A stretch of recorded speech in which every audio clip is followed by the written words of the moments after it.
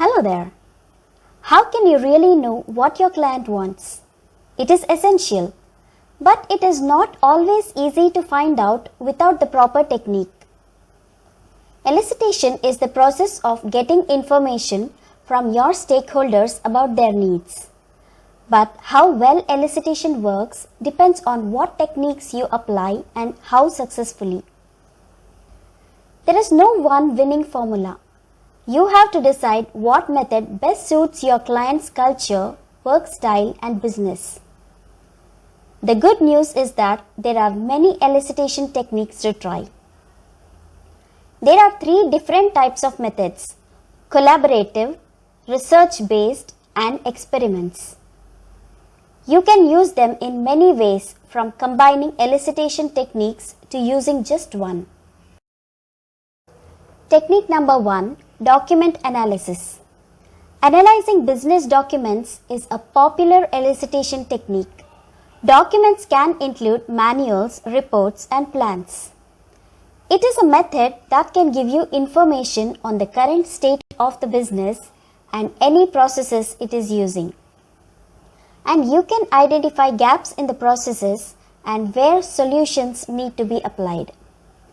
When you are analyzing the business documents, have a way to verify documents. Also have a way to collate information like a spreadsheet. Like a good resume, this method is more likely to work if records are up to date and verifiable. This method takes time, and you may face obstacles such as specific documentation not being made available to you. However, it can give you essential details for further elicitation sessions. Technique number 2. Mind mapping. Mind mapping is something you may have done in different environments. It is a collaborative approach you can do with the clients. It is a great way to bounce ideas off each other in a relaxed and visual way. There are also many mind map applications if you want to use technology for this method. The key is to make it as visual as possible to articulate all the ideas shared. Select your participants and define the agenda. Do you want to identify needs, solutions, or both? What essential questions will you be asking? Questions can be general, such as what needs are not being met, to identify problem areas. Questions can also be specific to needs, such as what can be done to prevent this problem in the future. Make sure each participant has equal time to share ideas and feel valued. This elicitation technique works best with small groups of a maximum of 6 to 8. However, you could make it a team activity where groups mind map together, then present to the rest of the teams.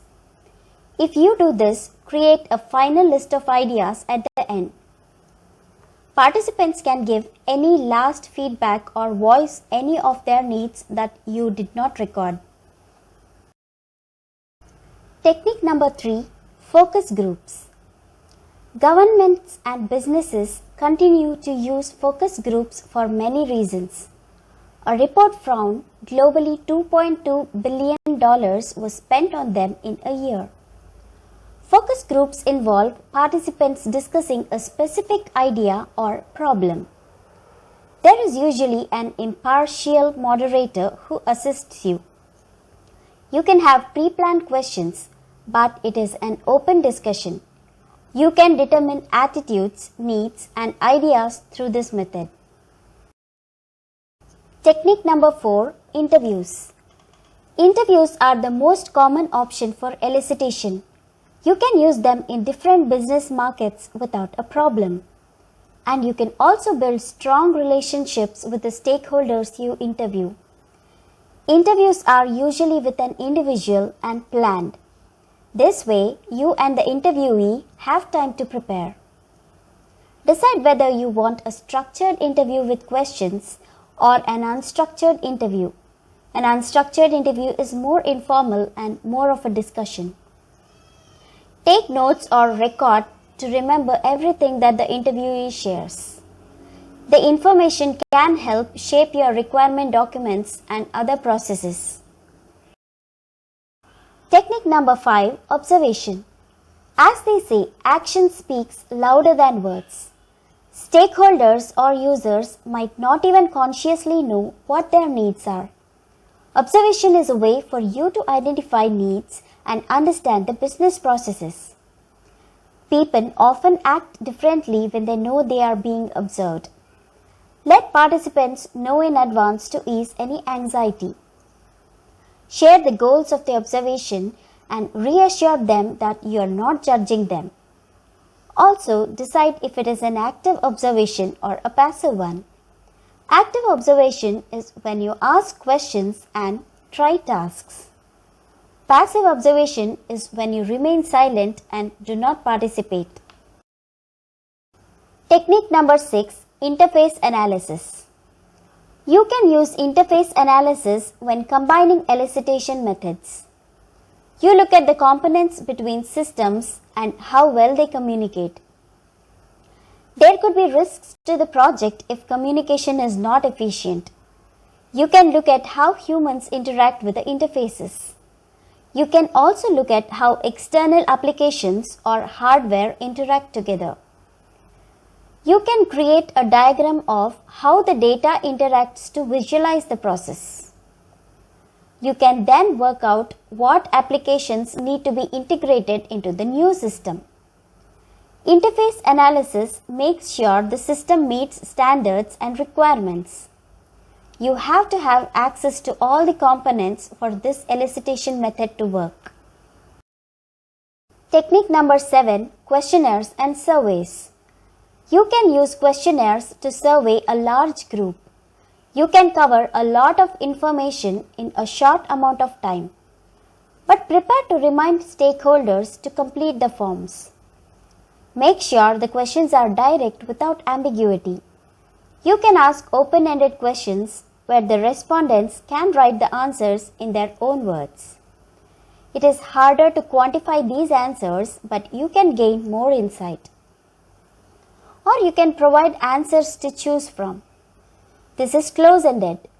Different business markets will require questions depending on systems and the needs. You can quantify responses and provide statistical feedback. Technique number 8, requirements workshop. A requirements workshop is a formal option for elicitation. You bring stakeholders and users together to discuss ideas. It is a process-driven way to discover, clarify, and consider requirements. Carefully select attendees and recruit a scribe to record everything. There should be a neutral facilitator to guide the workshop and keep it on track. Usually workshops are only for a day or two. You may also hear the term Joint Application Development, JAD. This gets stakeholders, the project team, and users together in a workshop setting. The difference is that all participants determine the requirements, not just analysts. Workshops are an efficient way to obtain information and establish strong connections. Technique number 9, prototyping. Prototyping is one of the experimental elimination techniques. You create mock-ups of products to identify the requirements. You can also prototype after you try other elicitation techniques. You provide the client with the product demos. It is common for analysts to uncover missing requirements, or you can use mock-ups to clarify unspecified requests. Prototypes are a good way for clients to visualize products such as systems or parts of the systems. It is a process to affirm ideas and start putting them into reality. Prototyping requires time and investment. Often, flaws will be identified and clients can request any changes, but it is also a great way to elicit ideas from them. Technique number 10, process modeling. Process modeling is when you analyze and discuss the company's business processes. Methods are broken down into manageable steps for stakeholders to discuss. It is one of the collaborative elicitation techniques, but you can analyze beforehand to identify the processes that need to be discussed. You can look at manual and automatic systems, but the more complex the system, the more work it may take to explain it. So carefully select who will be involved. Create a visual diagram or description of the process. You can put people into groups to explain processes they are most familiar with too. You can also organize a group name where they walk through the process if appropriate. It is an alternative way to generate discussion and identify areas of improvement. Often, processes are not closely analyzed to understand all the essential steps. Once this is done, what needs to be changed becomes apparent. Stakeholders will also benefit if they work across different business markets. This method can help them to understand the systems to recognize what they want to improve. You can also use this when combining elicitation techniques. For example, it can generate discussion in focus groups. Did you enjoy this video? If so, please go ahead and subscribe to our channel. We post videos regularly on business analysis techniques, tools, and tutorials. Like and share the video. Thank you.